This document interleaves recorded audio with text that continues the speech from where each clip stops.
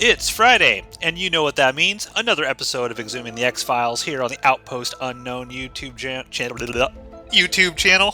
Can't even speak. He is Jeremy. I am. And I am Matthew. And tonight we are visiting San Francisco's Chinatown to investigate some organ-selling Chinese triads being led by David Lopan himself. We are talking Hell Money, directed by Tucker Gates, written by Jeff Vlaming. This is episode 19 of season 3. All right, Jeremy. Any childhood memories of this episode? No, not one. Interesting. I remembered the masks when they would show kind of like those Chinese masks, but I didn't really remember the plot of this or anything like that. So, Are those called? possibly. Like it wasn't Sergeant Kabuki Man in YP. The greatest hero New York City has ever had, Sergeant Kabuki Man, NYPD. So the episode starts. We got a Chinese dragon parade costume. You know, the one where the two people are inside of it. One's controlling an oversized jaw, and the other one is behind him with the dragon train. We see them in American media all the time to let you know we're either in China or we're in Chinatown. Yeah. Every single time. You got this nervous guy. He's running around the parade. He runs down an alley and is suddenly just freaked out because he gets attacked by firecrackers. Runs up what seems to be a random staircase or fire escape in that alleyway and finds fresh paint on the door. He touches it for a second, realizes it's fresh paint, goes inside anyway, and is immediately flashlighted in the face. Yeah. He's so afraid of being flashlighted in the face, he pulls out a knife and stabs the dude. And then he sees 3 Sergeant Kabuki Man, NYP. He's standing there in the darkness, waiting for him, and he just runs away from it. And then we cut to a National Guard guy, because I realized after this scene that it was just a security guard for a crematorium / funeral home, which is a weird thing to have, I think. A security guard for a place like that. But he's wearing the OD green military or army class A jacket with a unit patch on his shoulder. So I just thought this like National Guard dude was sitting down, I don't know, waiting for a body or something. Like a soldier to be delivered to the funeral home or something. He's sitting there playing video poker.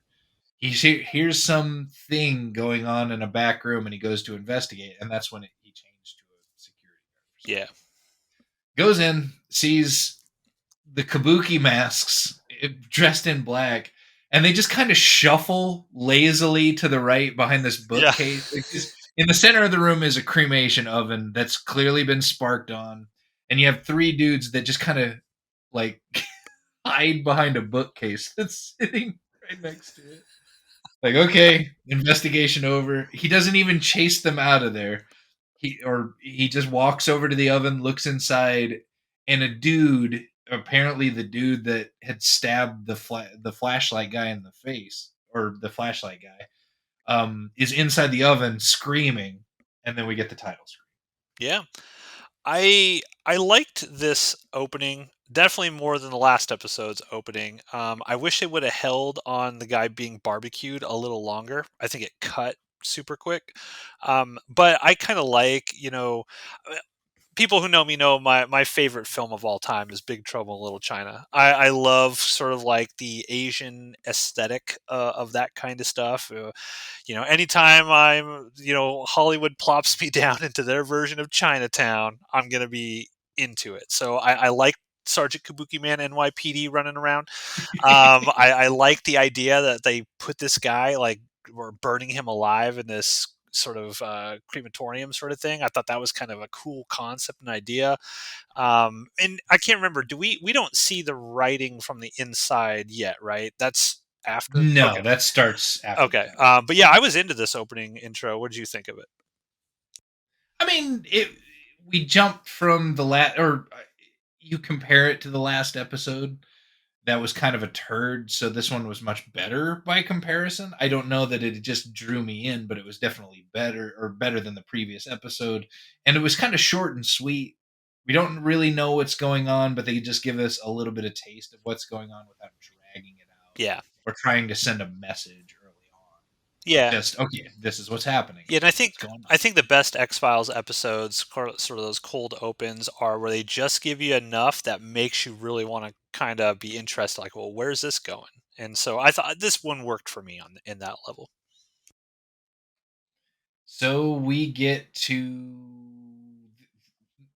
they're not even asking why Mulder and Scully are there to investigate this case. We're not even setting up the pretense We're anymore. They're beyond it. just there. Um, I mean, Mulder has a passing line about there's been 3 men cremated, Chinese men cremated in the area in like the last however long, and Mulder corrects him and says there's been 11 Yeah, men cremated alive in the U.S., all Chinamen. And then says something about him being lucky, and Mulder is so serious in this open seat. yeah, Lucky, that's an interesting word for it. Like, what is he doing with playing like the private detective in yeah. this This opening guy scene? was literally making cracks about a rat-eaten guy who had sunflower seeds in his intestines last episode, Yeah, and now right. he's like, I wouldn't call I that's a poor phrase of words or something like that. I'm just like, and he just broods and he turns and he walks off, just like, geez, Mulder. Acting. Right. So they think, or at least the detectives involved with it, think it might be Chinese gang activity involving people that have been fleeing China before 1997. They mentioned that they're trying to get out before 1997 Yeah. for no explainable reason. I think that's when England or Britain, whichever we want to say, gave up control of Hong Kong to China. Oh, okay. All right then. The We'll more you know. but they see a symbol, or that was okay. I don't know if any of you guys have ever seen an oven or a stove or things that you burn stuff inside of, but the stuff goes up. The soot, the black, the roofs of these things are always just caked in black carbon. But for some reason, this particular oven, after having just baked a guy, had a white symbol painted on it. And they asked the detective Chow, the Chinese translator for whatever the San Francisco PD, I guess. Do you recognize who that guy is? I recognized his face and didn't recognize where I've seen him. Doctor Wu from Jurassic Park. Oh, okay. The more you know. um, they call him over to translate. It says the word ghost. So it's like this guy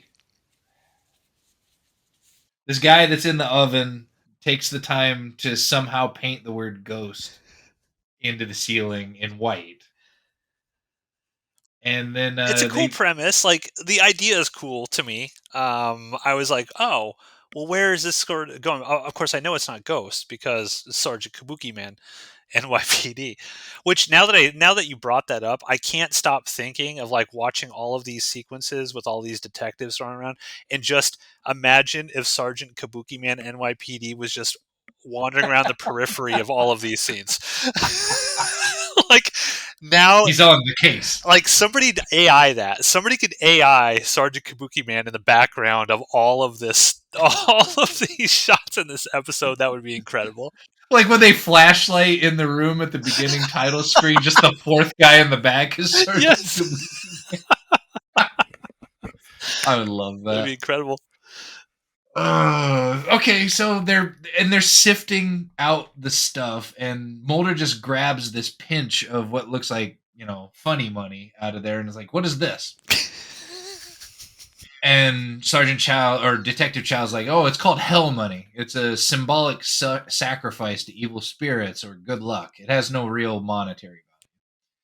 And then for some reason, oh yeah, they get the translation, and then Mulder makes a "Who you gonna call" joke. Yeah, he's no longer super serious. Yep.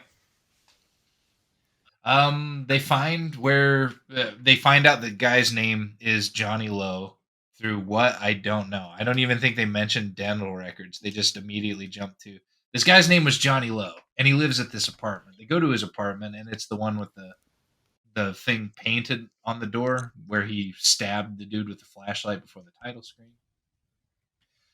They walk in, they look at almost nothing except for a clean ashtray sitting on a table, and Scully just points at the clean ashtray and says, "Somebody clearly came here and cleaned the place out." Yeah.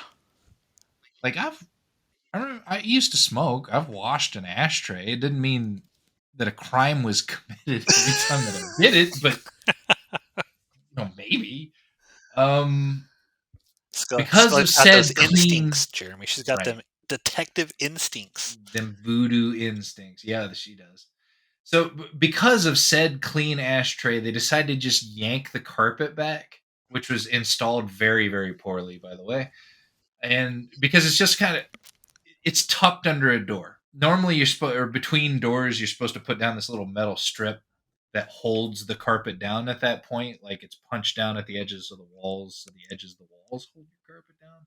But it's just kind of cut and left there. So they, by the non-dirty ashtray, they determined that the carpet had recently been replaced. They pull it back and find a bunch of blood underneath it. And then they reach down, stick their fingers in it, Do rub it they? around, look real close in their face. I actually make a note here that that Scully is kind of bitchy about this, what the state of this guy's apartment, because when they go in there and she's just making all these comments about what kind of a dump this place is, and I'm like, Scully, this guy just died. He probably had very little money and he was just trying to survive, and you're just making these awful comments about this dead guy's apartment, what kind of filth he lived in. Oh, when she sits at home, like she talks about immigrants, particularly Chinese immigrants, all the time, and it's not good stuff. Yeah. Like she definitely Republican. So, so what was it? We cut to this old guy. He's brewing up some. Oh yeah, they find spices in his apartment, and that's after the blood. They find like a dried toad and some other stuff, and they make some sort of connection that they need to go to wherever he bought these spices at because that's the only lead that they got. It has nothing to do with anything other than like imagine my house. You walk into my house, you pull back the carpet, you see some blood, and then you walk over to the cabinet where I keep my coffee. You open it up and you pull out like the malted milk I use for my milkshakes, and be like, he shops at Hy-Vee. We should go there and start talking to people. I thought they made the connection because of the carpet, or was that later on in the episode? No, no, no. They hadn't even tested it yet. Okay. But that was they get the results later because they just mention it out of the blue. She makes the call. It's O positive blood, I Oh, believe, yeah, that's or O right. negative. Because they have Doctor Wu take them to the basically egg shen, female egg shen. That's a big All trouble right. reference. Six demon So this bag. we cut to the next scene before they get over to the spice place where some random old guy is just brewing up a toad for his sick daughter. Carries it over to her, and holy shit, it's Lucy Liu. Yes, who in my research David Duchovny was dating at the time. I don't know. I Oh, don't know how many women that we've come across now in this show that David Duchovny has been was in a relationship with, and they just happened to be cast on the show. I mean, Lucy Liu is hot sauce, so good for you, David Duchovny. Why did you fuck that up? But anyway, you find out that she has something. She has some sort of illness. It's too expensive to just up and fix. But the old guy is doing everything in his power. So he says he has to go to work in order to earn money in order to pay for this operation.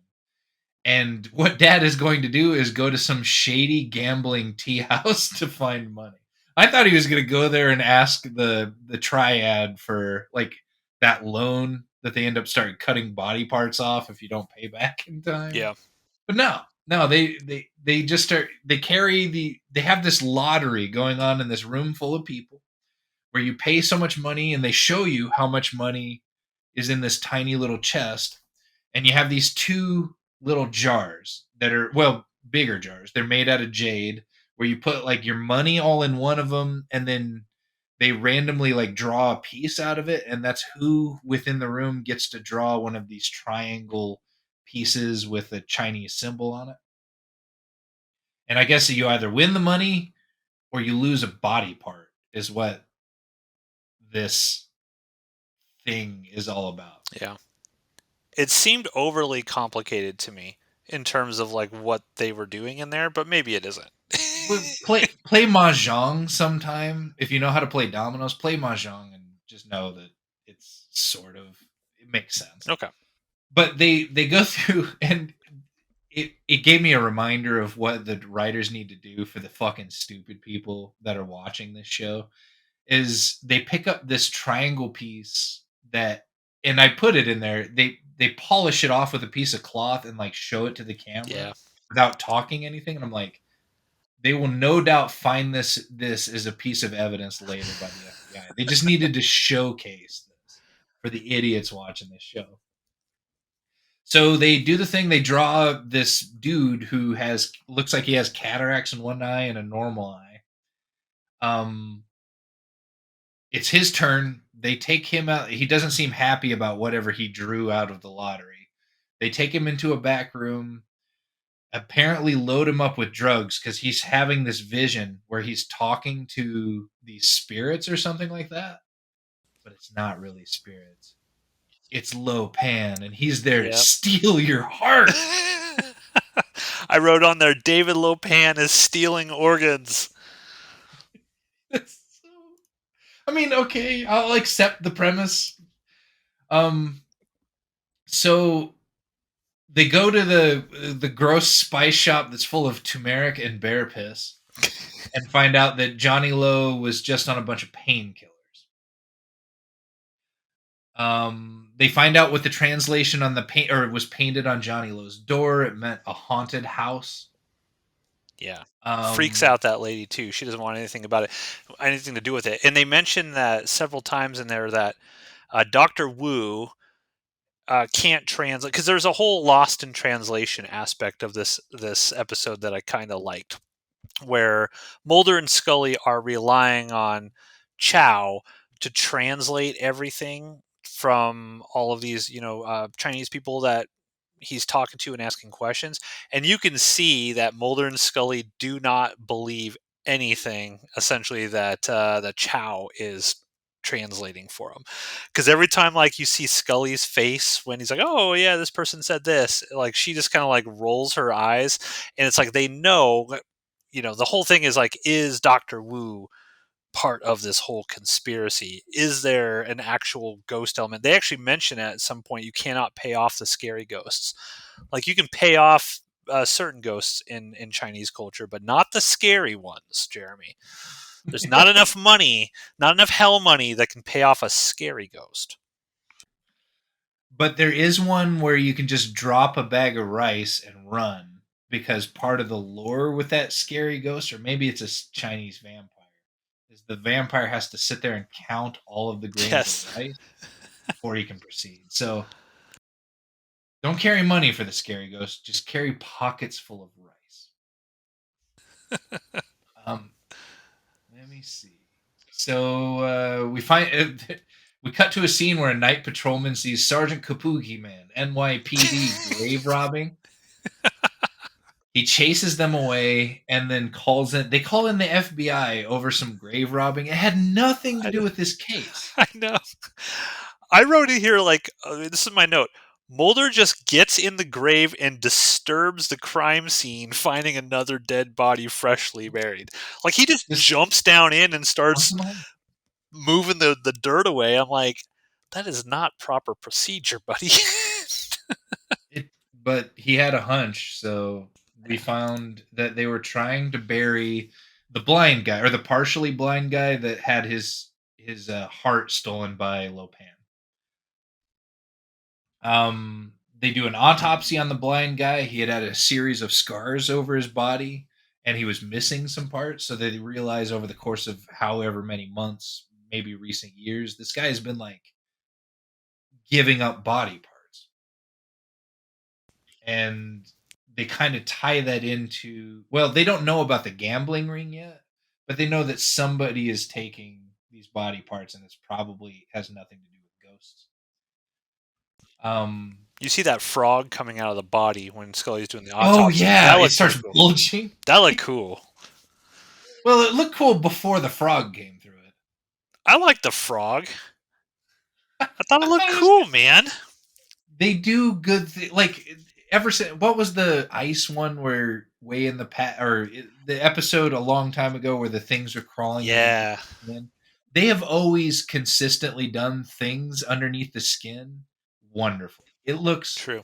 horrifying, but once that frog's head, it was kind of cute. They should have had like a toad or something grow like a bearded dragon or something like that. Not a cute little frog. All right. Um, You need more we joy get in your back. life, Jeremy. I thought the frog was cute. Not joy. So we get back to the gambling lottery, and Lucci Lou's dad, which I'll call father in my notes from here on out, it finds that it's his turn to pick, and he has the same fate as the blind guy. And I just wrote this: the shit must be rigged because nobody ever wins. They Yeah, just lose body parts. yeah. I made that note as well. And then what is it? Chinese guy wants to protect the organ harvest, and he is mad because he's a collaborator. I must have been talking about the direct or the detective at the moment. Yeah, Doctor Wu. There's a whole sequence where Mulder and Scully show up at the police department and they confront Doctor Wu and basically accuse him, "You're fucking with us.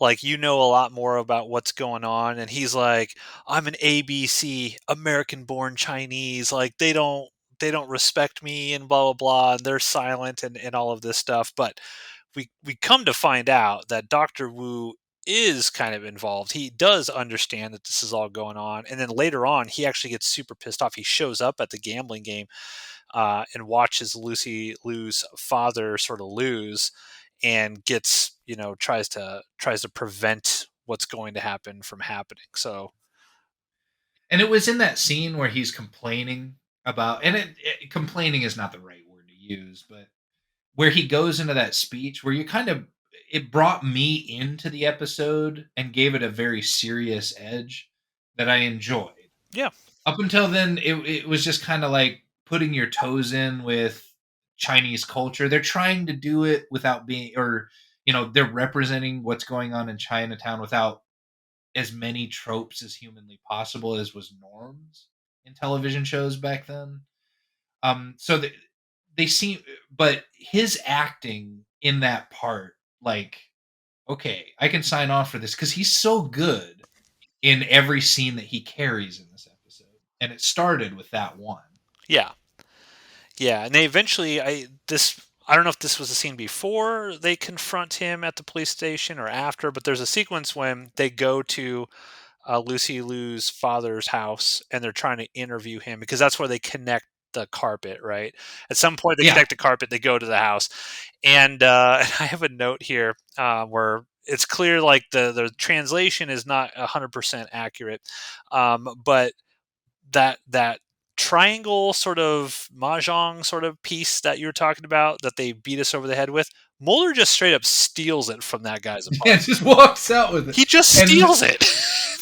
like they're grilling the dad or the father for answers, and as soon as Mulder like pockets that shit, they're like, we got to get out of here. We have to leave. This interview is over. We don't. There's nothing else to learn anymore because he stole something.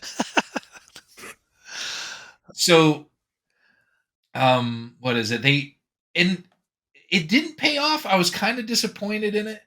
As they're walking out, Detective Chow notices that they have a window that's their fire escape is all boarded up, and they warn no Mulder warns him that that's a fire trap that you're all gonna die in. And I'm thinking, oh man, they're all gonna fucking die. All of these people are gonna die in a fire because they needed to go out of their way to tell us that.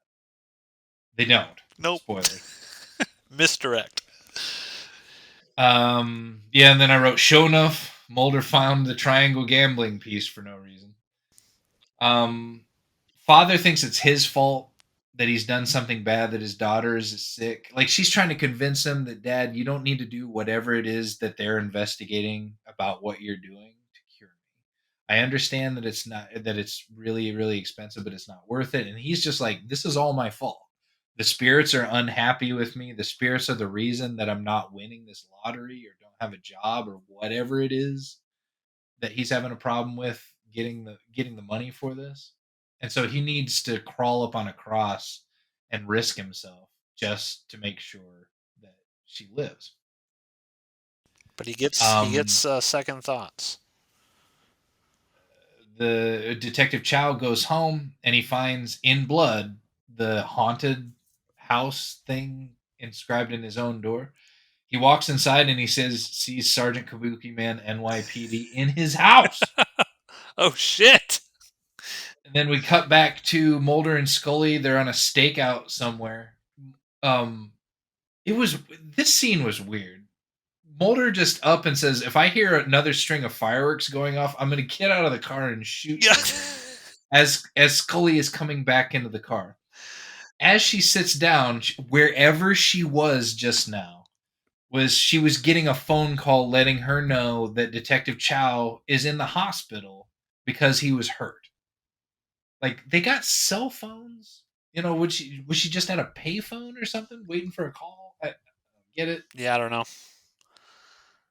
It's a good Um point. so they have to go to the hospital. They stop doing their surveillance of the father's place, and as soon as they leave, Lopan shows up at father's door to ask why he withdrew from the $2 million lot. And I thought it was good. The dad's like, maybe I'm not so lucky. Maybe my daughter will die with no father at her side, surrounded by strangers. It was a good speech Yeah, to give as to why he doesn't want to do it. And Lopan's like, the fires of TU will consume you because you blocked off the fire exit. yeah. That's Once he said that, I'm like, yeah, they're definitely burning now. So I love that Lopan's just like, you got to stay in the game, man. It's up to $2 million, and he makes some sort of thing is like, maybe you'll be lucky like I was, or something like that. So there's like a comment that all these people believe that Lopan was part of this game at some point in the past, and he won. He's the example of somebody winning the game, and that because there is that example of somebody winning so much wealth or whatever, that's what's causing all these people to take their chance with the game. And I love James Hong. why? I love James Hong. He's awesome in He's great. everything he does. Still Oh alive and kicking, by the way. He's like 97 or something. Still acting. jeez. But there are 100 different guys in that room contributing to this lottery. Why does he care about this one? Voodoo. Oh shit! I forgot.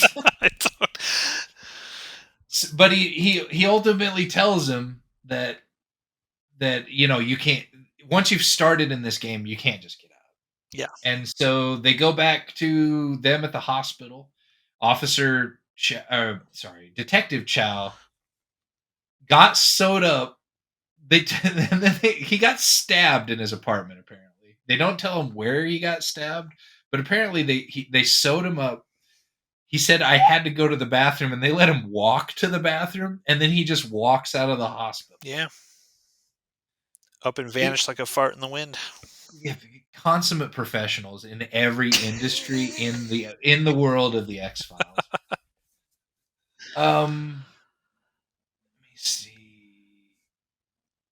They go back and they go back to the father's place. They grill Lucy Liu about their father. She fears he's done something illegal, and then they just, like, this snooping that they do. Mulder found the little triangle piece. Scully just happens to find upon his medical records, apparently sitting on an end table, that shows that the father had been completely sized up for donor organs, like the health of his kidneys, the health of his liver, his heart, so on and so forth, just a month before. And so we're starting to lean into this is an organ harvesting thing. It has nothing to do with the supernatural. Yeah. And don't they mention, Um, does Lucy Liu mention she's got leukemia? But don't they mention somewhere in here like it's treatable or something? Like there was never any need yeah, for him to but have then to do it. Yeah. but her answer to that is, "We have no insurance. Yeah. You know, She's like, we're in America. We have no insurance. yeah, We're going to be bankrupted yeah." because that's the American way of life. The joke is now is if that were filmed today, her excuse was, "We only have United Healthcare. We're going to die." Ah, So America. the father goes back because he's got to go to work, so he goes back to the gambling house. He gets selected randomly again, but it's not the win. It's to he's got to go give up another part of his body. His heart. Let me see. It was a weird scene where Mulder and Scully just goes and visits this random organ donation clinic that had sized the father up, and it was just too fast. This lady opens the door, and even before, like, Scully has her badge about half flashed, and this lady just rushed her line. Mulder and Scully, like, how do you know? And then I thought, well, maybe they probably called I mean, they have a ahead. reputation all around the country, Jeremy. By this point, everyone knows who Mulder and Scully are. They they find the doctor Lopan, the doctor. Um, they end up tracking down where the doctor was hanging out at this gambling house, and they see Detective Chow sneaking around the outside. So they decide, of course, breaking and entering Yeah. is going to work. My note here is Mulder and Scully just break into this building because they see Wu go inside, and they just decide to break in. That's how the FBI No works. warrant. Probable As cause. they're walking around in this gambling house, they walk into a darkened kitchen, and Mulder immediately says, "Definitely not Chinese food I'm smelling." And then they just find a puddle of rubbing alcohol just poured on the floor. And now that you mention it, Mulder immediately walks up and sticks his I fingers know. in. I'm telling you, dude. You start watching these episodes. Anytime there is some sort of viscousy liquid, one of our special agents is going to get down. They're going to squat. They're going to stick their fingers in it, and they're going to rub and sniff. That's what they do constantly. Rub and sniff. All right. We're gonna have to. I have to figure out a way to just keep on bringing that one back. Like we say, voodoo is working. I need to figure out a way to just keep on saying rub and sniff. Rub and sniff. Um. So they go into the freezer that's right next to them, and in an ice bath, they find corneas, harvested corneas. Detective Chow, he's trying to break up the gambling ring. The triads that are holding on to the jars, the jade jars that everybody is gambling from, threatens him and says that we've been paying you for protection. You've been, making money off of all of this. So why you're just as culpable as any one of us are. So Detective Chow gets mad. He flips the table over and finds that all of the gambling chits, none of them will get you the lottery. They all are, you're going to cough up a piece of your It's rigged. money. So from there, Chow runs into the back room right before, or he just barely puts the father underneath anesthesia and is about to start cutting on him when Chow busts in, aiming or drawing down on him. He shoots Lopan, and Lopan threatens him, saying, "You should have killed me." And then they go into this scene, and then they get arrested. This is the end wind down scene. They're talking to Lopan about what he was doing, or sorry, Scully is just Yeah, Scully. and Lopan has this great, life without hope. Or she's like, "You never intended to let any of those people survive." It's like, but what I was selling them was hope. Yeah. Life without hope is a living hell, but death with hope is is just okay. You just don't understand our culture, so you wouldn't get it. Yeah, I wrote that down. I thought that was a cool line. He says, "A life without hope. Now that is living hell. Hope was my gift to these men." And I actually thought that was like, that's if you squint your eyes and tilt your head to the left, there's some depth to that line. Yeah. I mean, there was some I liked as far as some of the more serious episodes that we've seen. This is a good episode all the way through, and it's because nothing really that Scully and Mulder do. It's the acting talent that they brought in to carry a lot of this stuff. I Yeah, loved it. And then Mulder busts in as Scully is threatening Lopan with a long time in prison, and I'm like, oh my god, I feel some diplomatic immunity coming on. They go to talk to a detective. There's like all the people in the gambling hall will not testify against their own, and Detective Chow completely disappeared, so that he's not going to be able to or testify. And then we find out where Detective Chow is. He's laying on his back in the same oven we saw pre-title screen, right as the flames just start barbecuing his asshole. and Kabuki Man is watching. Oh yeah, yeah. Kabuki Man NYPD. NYPD. All right, that's Hell Money. Your thoughts overall? One of the better episodes of the season. Something that they took seriously. They brought a culture in that people were probably or still are not terribly familiar with in America, and tried to be sensitive about it without beating you about the head and neck with a bunch of stereotypes. Which again, when they would represent various cultures that Americans know nothing about way back in the 80s and 90s when we were growing up, like it was just what have you seen in a commercial? What have you read on the news? What have you seen in a comic book? Is all the stereotypes that are about these people. And so, you know, trying to use that to tell a story from their perspective without being blatantly racist, I enjoy that part of it when they do it well. Unlike the last episode, which they did not. Yeah, I thought this was a cool episode. It's always great to see James Hong and stuff. I wish he was actually in more of this. You don't actually really see him until like the back half of the episode where he becomes more involved. But this was cool to me because there was nothing supernatural about any of this.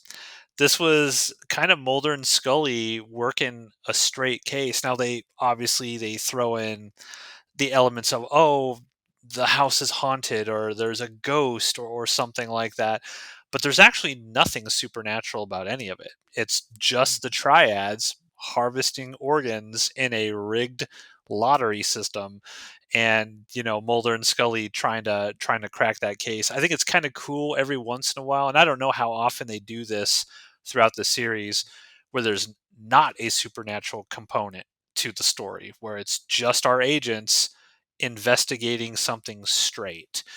And so I like that about this episode quite a bit. And yeah, I think it's an interesting watch. I think visually it looks really cool.